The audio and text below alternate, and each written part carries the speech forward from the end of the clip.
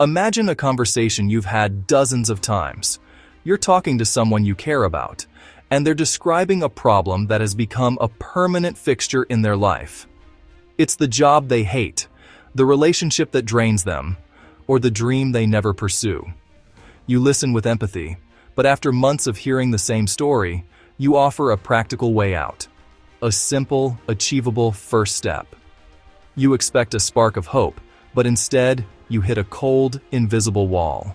Before you can even finish your sentence, the response is ready. Yeah, but that wouldn't work, because you try a different angle, but the result is the same. Yeah, but you don't understand how complicated it is.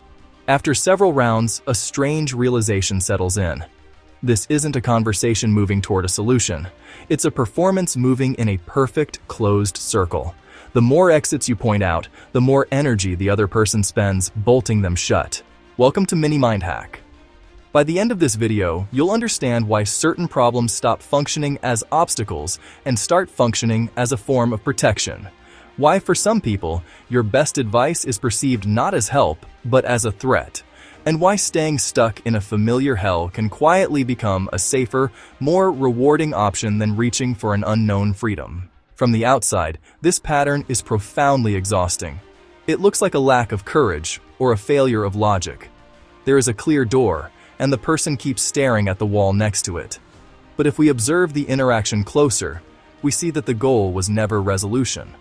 The goal was validation. The movement wasn't toward change. It was toward confirming that change is impossible, releasing the person from the burden of even trying.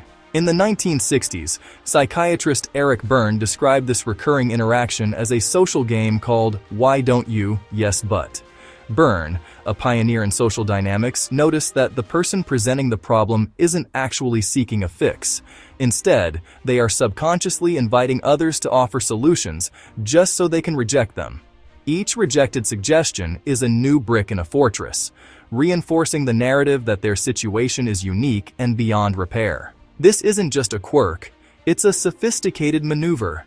Every "yes, but" removes one possibility of escape. As those exits disappear, the person's internal tension drops. They reach a quiet conclusion.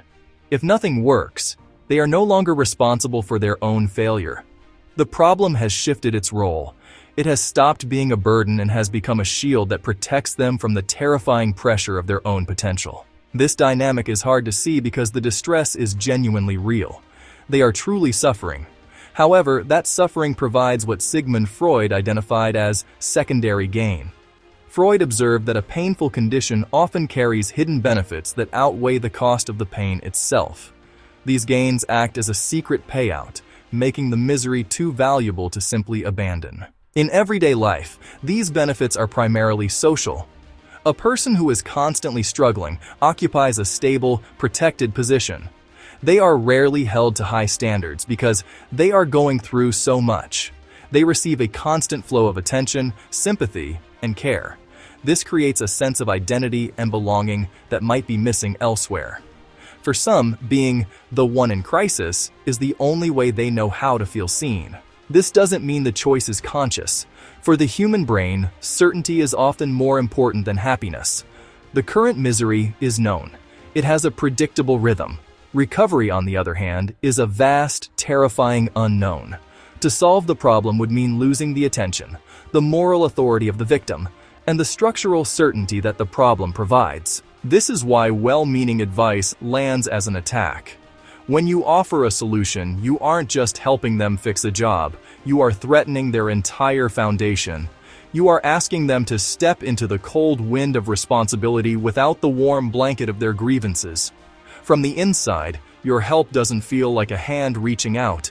It feels like a hand trying to pull them out of their only safe harbor. Modern digital culture reinforces this aggressively. Social media platforms function as validation machines for chronic struggle. When grievances are broadcasted, they are met with a flood of digital empathy that stabilizes the narrative of being stuck. The victim identity becomes a form of social currency. Solving the problem would mean losing the very community that exists to witness the struggle. Over time, the observer, the friend or partner, experiences compassion fatigue. They realize their energy is being used as fuel for someone else's stay-in-place machine.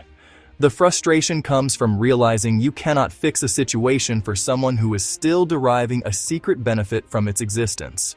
You are playing a game where the rules are rigged against the solution. Secondary gain is difficult to discuss because it sounds like blame, but it is actually about survival. It shows that the mind will choose a familiar cage over an open sky if the cage feels like home. It reminds us that for many, the problem is not a wall to be climbed, but a destination to be reached. Once they conclude that nothing can be done, they have finally found a dark kind of peace. Ultimately, understanding the logic of the stuck allows for a shift in perspective. Instead of focusing on the rejected solutions, we see what is being protected underneath.